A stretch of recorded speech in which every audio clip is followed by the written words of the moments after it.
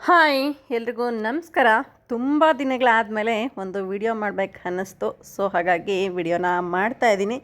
ಹೇಸ್ guys, December 31 leg injury ಆದಾಗಿಂದ ಮನೆಯಲ್ಲೇ ಇದ್ದು ತುಂಬ ಮೆಂಟಲ್ ಥರ ಆಗಿಬಿಟ್ಟಿದ್ದೀನಿ.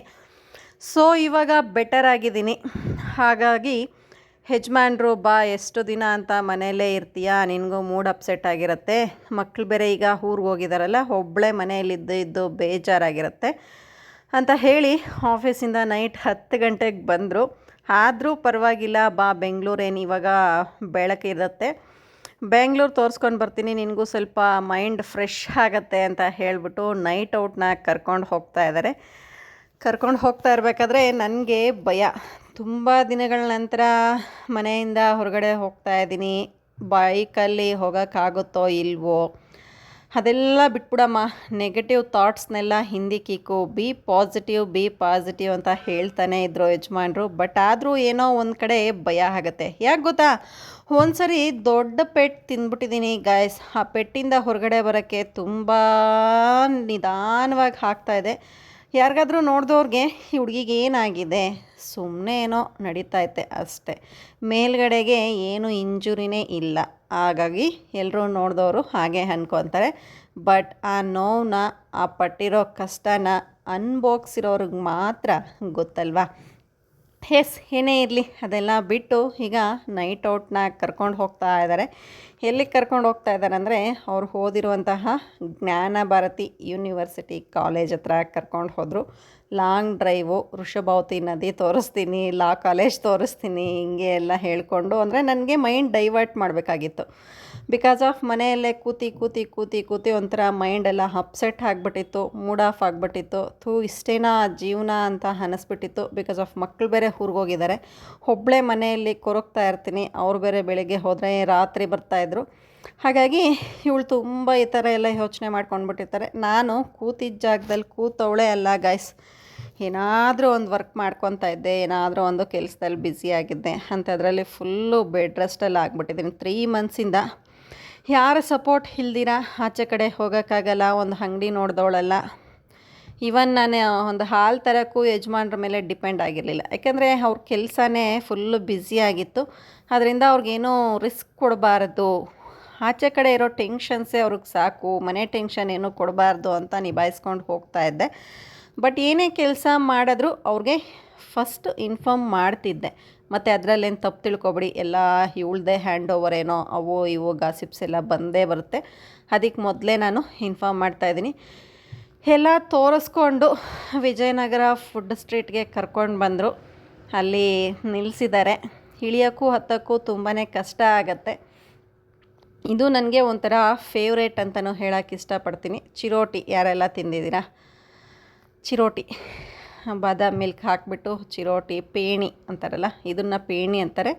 ಯಜಮಾನ್ರು ತಿಂತಾ ಇರೋದನ್ನ ಚಿರೋಟಿ ಅಂತಾರೆ. ನನಗೆ ಚಿರೋಟಿ ತುಂಬಾ ಇಷ್ಟ.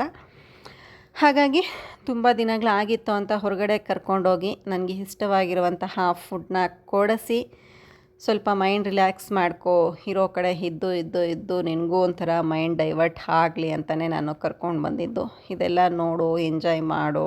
ಆಫ್ಟರ್ ಲಾಂಗ್ 4 ತಿಂಗಳು ಆದಮೇಲೆ ಹೊರಗಡೆ ಬರ್ತಾ ಇದೆಯಾ, ನಿನಗೆ ಹೊಸದು ಅನ್ನಿಸ್ತಾ ಇರ್ಬೋದು. ಇವಾಗ ಲೈಫು ಟೂ ಸ್ಟ್ರಾಂಗ್ ಆಗಬೇಕು, ಟೂ ಡಿಫಿಕಲ್ಟ್, ಇದೆಲ್ಲ ನೀನು ನೋಡಿದ್ಯಾ, ಇದೆಲ್ಲ ಅನ್ಭೋಗಿಸ್ಬೇಕಮ್ಮ. ಇನ್ನು ನಿನಗೆ ಲೈಫ್ ಇಷ್ಟೇನಾ, ನೀನು ಲೈಫ್ ಇಷ್ಟೇ ಅಂತ ಕೊರಗ್ತೀಯಲ್ವಾ, ಆ ಲೈಫಿಂದ ಹೊರಗಡೆ ಬಂದರೆ ತುಂಬ ಚೆಂದಾಗಿರುತ್ತೆ. ನೋಡು, ಇಷ್ಟೊಂದು ಪ್ರಪಂಚ ಯಾವ ಥರ ಇದೆ, ಇದೆಲ್ಲ ತಿಳ್ಕೊ. ಫಿಸಿಯೋಥೆರಪಿಗೆ ಬೇರೆ ಹೋಗ್ತಾ ಇದೆಯಾ, ಯಾವ್ಯಾವ ಏಜ್ ಪೀಪಲ್ಸ್ ಎಲ್ಲ ಬರ್ತಾ ಇದ್ದಾರೆ ಅಂತ ನೀನು ನೋಡ್ತಾ ಇದೆಯಾ.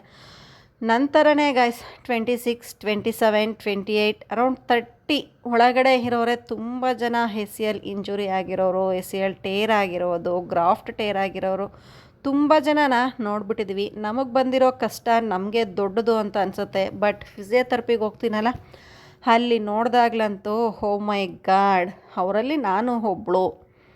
ಪ್ರಪಂಚ ತುಂಬ ದೊಡ್ಡದಾಗಿದೆ. ಇದನ್ನೆಲ್ಲ ನೋಡಿ ನಾವೆಲ್ಲ ಕಲಿಬೇಕು. ಏನಿಲ್ಲ ಅಂದರೂ ನಮ್ಮ ಡಾಕ್ಟರ್ ನನಗೆ ಆಪ್ರೇಷನ್ ಮಾಡಿರುವವರು 1 ತಿಂಗಳಲ್ಲಿ 100 ಆಪರೇಷನ್ಸ್ನ ಮಾಡ್ತಾರಂತೆ. ಏನು ACL ಇಂಜುರಿ ಆಗಿರುವಂತಹ ಪೇಷಂಟ್ಸ್ಗೆ ಮಾತ್ರ. ಅವ್ರು ಬರೀ ಅದೇ ಎಕ್ಸ್ಪರ್ಟ್ಸ್ ಇರೋದು, ನೀ ಸ್ಪೆಷಲಿಸ್ಟ್ ಮತ್ತು ಶೋಲ್ಡರ್ ಸ್ಪೆಷಲಿಸ್ಟು. ಸಿಕ್ಕಾಪಟ್ಟೆ ಆ ಕಡೆ ಎಲ್ಲ ಹೋಗಿ ನೋಡಿದಾಗ ಮೈಂಡ್ ಸ್ವಲ್ಪ ರಿಲ್ಯಾಕ್ಸೇಷನ್ ಅಂತ ಅನಿಸುತ್ತೆ. ಫಿಸಿಯೋಥೆರಪಿಗೆ ಹೋಗ್ತಾ ಇರ್ತೀನಲ್ಲ, ಅವರು ಹೇಳ್ತಾರೆ ಒಂದನ್ನು ನಾವು ಲೈಫಲ್ಲಿ ಅಚೀವ್ ಮಾಡಬೇಕಂದ್ರೆ 1000 ಸರಿ ಸೋಲ್ಬೇಕಾಗತ್ತಂತೆ. ಲಾಸ್ಟ್ ಫೈನಲ್ ಅಟೆಂಪ್ಟು ನಮ್ಮ ಗೆಲುವಾಗಿರುತ್ತೆ ಮೇಡಮ್. ನಾವು ಸೋತಿರೋನಿಗೆ ಅದ್ರ ನೋವು ಗೊತ್ತಿರುತ್ತೆ. ಗೆದ್ದು ಒಂದಿನ ಸೋತ್ರೆ ಅವನಿಗೆ ತಡೆಯೋಕ್ಕಾಗಲ್ಲ. ಹಾಗೆ ನಾವು ಸೋಲ್ತಾನೆ ಹೋಗೋಣ. ಒಂದಿನ ನಮಗೆ ಒಂದಲ್ಲ ಒಂದಿನ ನಮ್ಮ ದಿನ ಅಂತ ಬರುತ್ತೆ. 1000 ಅಟೆಂಪ್ಟ್ಸಲ್ಲಿ 999 ಅಟೆಂಪ್ಟ್ಸ್ ನಮ್ಮದಲ್ಲ. ಫೈನಲ್ ಅಟೆಂಪ್ಟ್ ನಾವು ಗೆಲ್ತೀವಿ ಅನ್ನೋ ಕಾನ್ಫಿಡೆಂಟ್ ನಮ್ಮಲ್ಲಿ ಬರುತ್ತೆ. ಬಿಕಾಸ್ ಆಫ್ 999 ಸೋಲು ನಾವು ಕಂಡಿರ್ತೀವಿ. ಎಲ್ಲಿ ಮಿಸ್ಟೇಕ್ ಮಾಡ್ತಾ ಇರ್ತೀವಿ, ಎಲ್ಲಿ ಎಡವ್ಕೊತಾ ಇದ್ದೀವಿ, ಎಲ್ಲಿ ಎಡ್ವರ್ಟ್ ಮಾಡ್ತಾ ಇರ್ತೀವಿ, ಇದೆಲ್ಲ ನಮ್ಮ ಜೀವನದಲ್ಲಿ ನಮಗೆ ತಿಳಿದಿರುತ್ತೆ. ಆದ ಕಾರಣ ಫೈನಲ್ ಅಟೆಂಪ್ಟ್ ನಮ್ಮದೇ, ಗೆಲ್ತೀವಿ ಅನ್ನೋ ಕಾನ್ಫಿಡೆಂಟ್ ನಮ್ಮಲ್ಲಿ ಬರುತ್ತೆ ಮೇಡಮ್ ಅಂತ ನಮ್ಮ ಫಿಸಿಯೋಥೆರಪಿಸ್ಟ್ ನಮಗೆ ಪದೇ ಹೇಳ್ತಾನೆ ಇರ್ತಾರೆ. ಎಸ್ಪೆಷಲಿ ನನಗಂತೂ ಹೇಳ್ತಾ ಇರ್ತಾರೆ, ಸರ್ ನಾನು ಜೂನ್ ಅಷ್ಟರಲ್ಲಿ ನಾನು ರಿಕವರಿ ಮಾಡಿ, ದಯವಿಟ್ಟು ನನಗೆ ಮಕ್ಕಳನ್ನ ಸ್ಕೂಲ್ಗೆ ಅಡ್ಮಿಷನ್ ಮಾಡಬೇಕು ಇಂತೆಲ್ಲ ಹೇಳ್ತಾ ಇದ್ದಾರೆ. ಮೇಡಮ್ ಯಾಕೆ ಹೆದರ್ಕೊತೀರಾ, ಮಾಡಿ, ಇವತ್ತೆಲ್ಲ ನಾಳೆ ಅಚೀವ್ ಆಗೇ ಆಗುತ್ತೆ. ನೀವು ಫಿಸಿಯೋಥೆರಪಿ ಕ್ಲಾಸ್ಗೆ ಬಂದಾಗ ಹೇಗಿದ್ರಿ, ಇವಾಗ ಹೇಗಾಗಿದ್ದೀರಾ, ಟೂ ಮಚ್ ಬೆಟರ್ ಆಗಿದ್ದೀರಾ. ನೀವು ಧೈರ್ಯ ತಗೊಂಡ್ರೆ ಇನ್ನಷ್ಟು ಬೆಟರ್ ಆಗ್ತೀರಾ. ಇವರ್ ಎ ಸ್ಟ್ರಾಂಗ್ ಲೇಡಿ ಅಂತೆಲ್ಲ ನನ್ನನ್ನು ಇಂಪ್ರೆಸ್ ಮಾಡ್ತಾ ಇರ್ತಾರೆ.